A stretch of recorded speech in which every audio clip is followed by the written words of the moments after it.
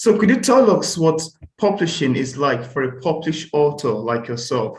What are the challenges you've encountered in terms of marketing your book? And what are the mediums you've utilized so far in terms of promoting your books? Well, as far as publishing is concerned, I opted to self-publish.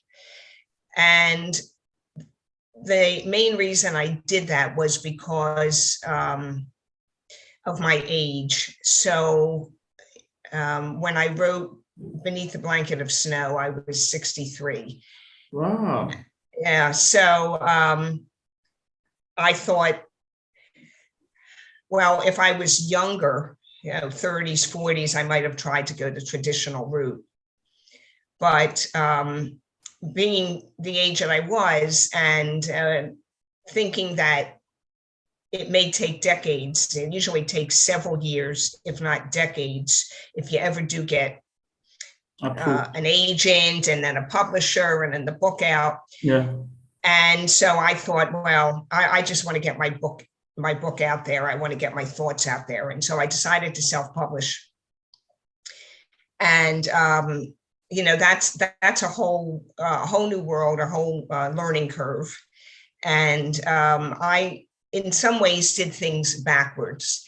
And the reason I say that is a lot of people decide they're going to write and they get on social media. And I had social media accounts, but they were my own personal. They were not as an author.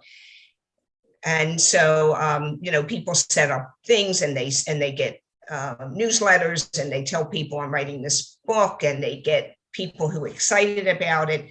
And then they publish.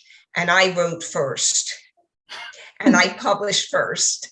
And then I went back and got the audience and whatever. And so it's been, it's difficult anyway for all authors, and especially, indie authors and independent authors. It's a difficult road. Absolutely. And some things work and some things don't. And sometimes there's something called writing to market. So for instance, if, vampires are really, in vogue now, there are people who write vampire stories because they want people to read them. And that's great. And, but that's not me.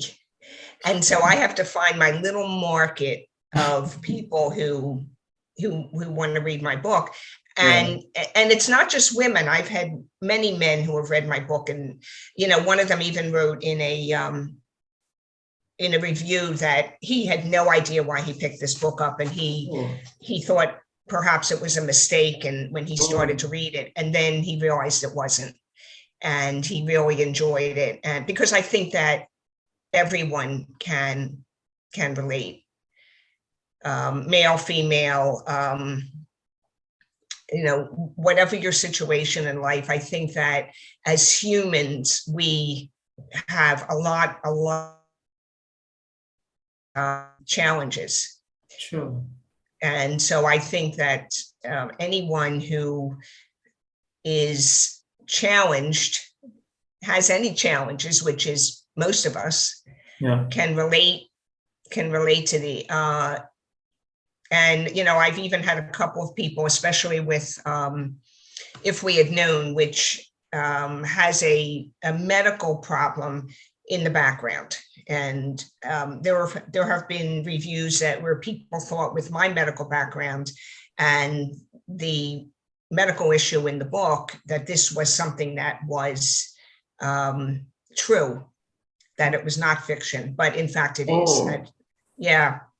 I drew on my experience. Yeah, you said so.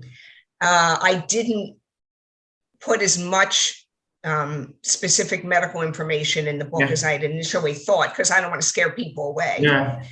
But I did that. And so it's hard. But I'm grateful for everyone who reads. I take the reviews seriously. And, like I said, it's for, people like you who showcase authors who would never be known, throughout the world otherwise. Yeah. Thank you so much for an amazing answer. I so much love your, deep answers to these questions. Now, I want to ask you, is there anything that you would love to share with the viewers about your books that, we haven't mentioned in this interview and you'd love the viewers to know? Well, I would like to tell viewers that it is never too late to pursue your dreams. Absolutely. And I think that I am the perfect example of that. I have most of my friends who are retired are very busy, but they read a lot, they go to activities. But if you said to them, well, why don't you do this? I have friends who have said, oh, I've been writing in a journal for years. And I've often thought about getting it published. And I said, well, then you can. Or I've been writing poetry for years and I just have them, in a folder. And I said, well, then put it together. So, there's nothing like reaching a dream, especially later in life when it was unexpected, and go for it. I have done so many things as I've gotten older that I never expected. I take piano lessons. I started in my 50s, playing piano, never played as a child. Oh. So yeah, there's just so many things. So, I think that is, go for it. And, one of the things I'll tell you that in my book, Beneath a Blanket of Snow, the dedication, which is actually to my family, to my children and grandchildren. Yeah. And what I say to them is reach for the stars and chase your dreams. You'll never know how far you go. I didn't even know this was something people think perhaps that I, thought about writing, that I retired and then I wrote, and I said, no, that was not the plan. The plan was I was going to retire and I knew I was going to stay busy, but I never expected to write. And so now when people refer to me as an author or a writer, it's very fulfilling. Very fulfilling. That's great. I love that. It's quite inspiring. Yeah. So you hear people all the time say, I'm too old to do that. No, you're not. You're not. No. You're not. And why have you decided to self-publish your book rather than going to the traditional publishers? I'm pretty sure that we've already mentioned this in our earlier interview, but I want to have your idea particularly. What was the experience like with self-publishing? Well, it was actually has gone fairly well.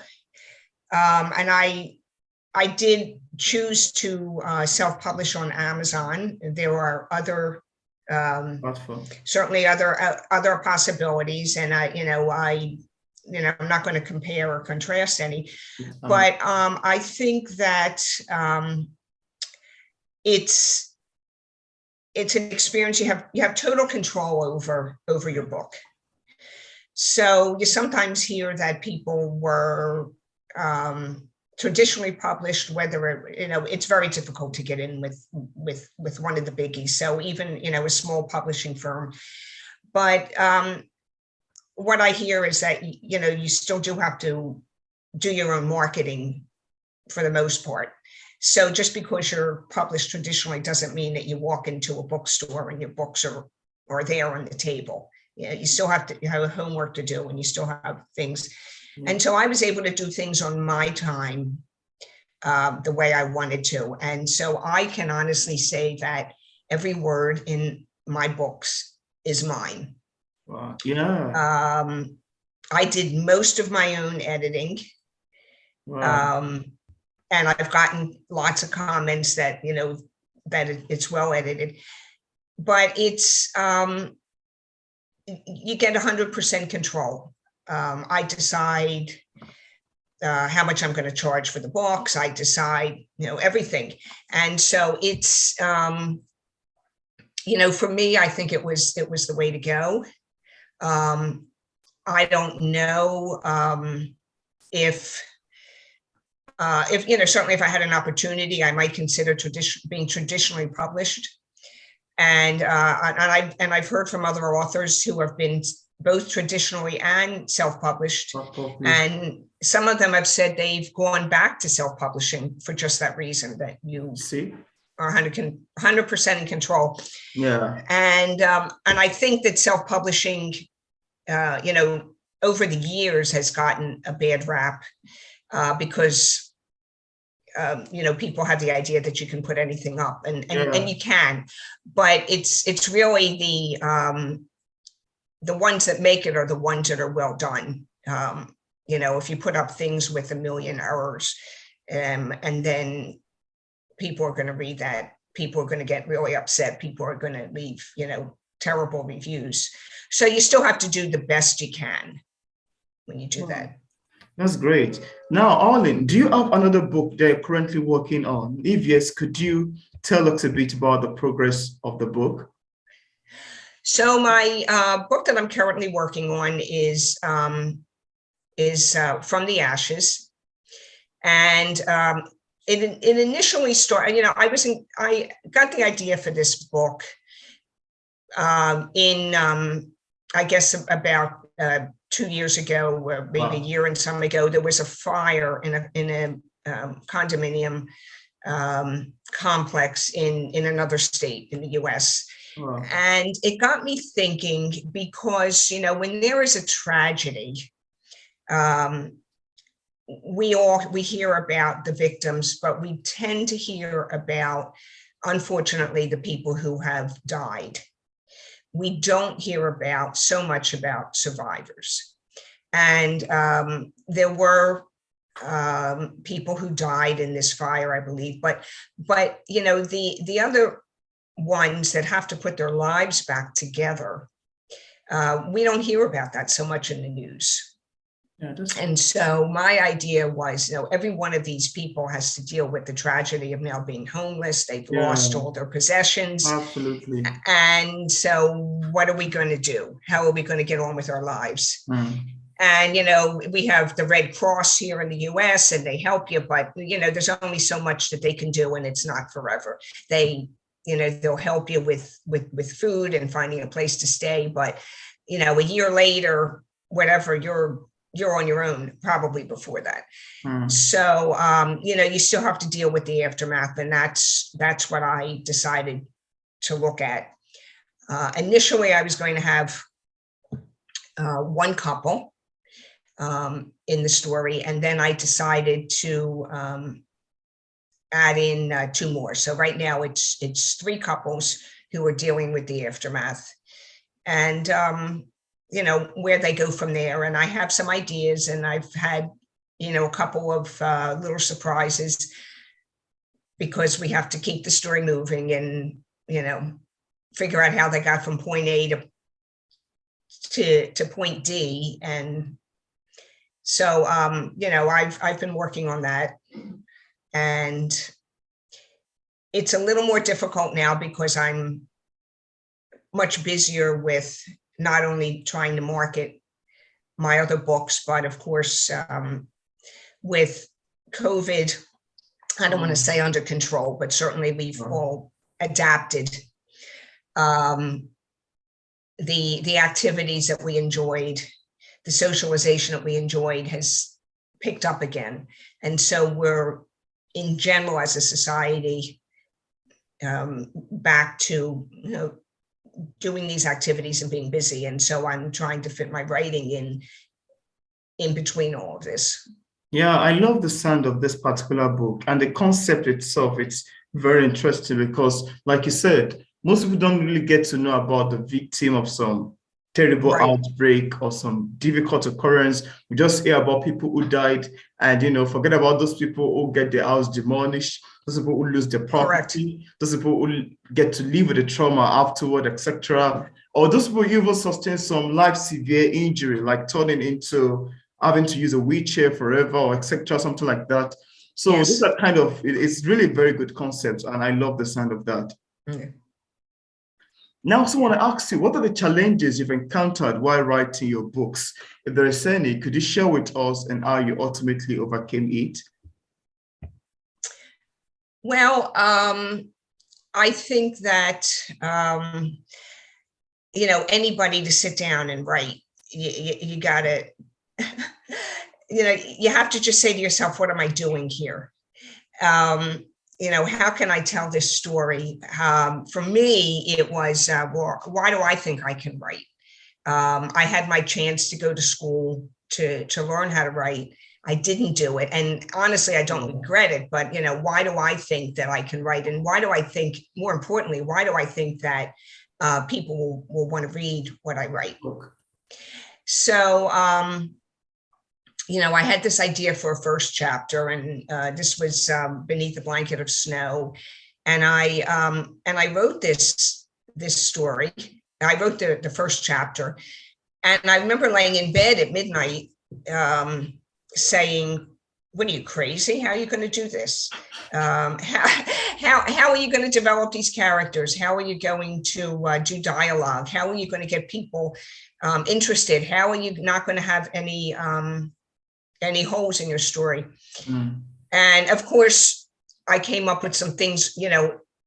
Your mind is pretty clear often at midnight, and you're trying to sleep. And so then I would come up with things, and then I'd say, okay, brain, shut off. I'm going to go to sleep now. And that didn't happen. But some of the things that I tried to do, I belong to 2 book clubs locally in my area. And so I know what kind of questions we would ask, things that we would pick apart in books. People would say, oh, well, the author wrote this, but they kind of dropped the ball. You never heard about this character again. And so I tried to make sure that there were no holes in the story. That's good. And sometimes you find something when you're editing. You say, wait a minute, Yeah. But I tried to do that. I tried to tell a story. And the other thing is that I wanted to tie things up, but I didn't want it to be, everything with a neat little bow. I wanted to, you don't want to have something that everybody lives happily ever after.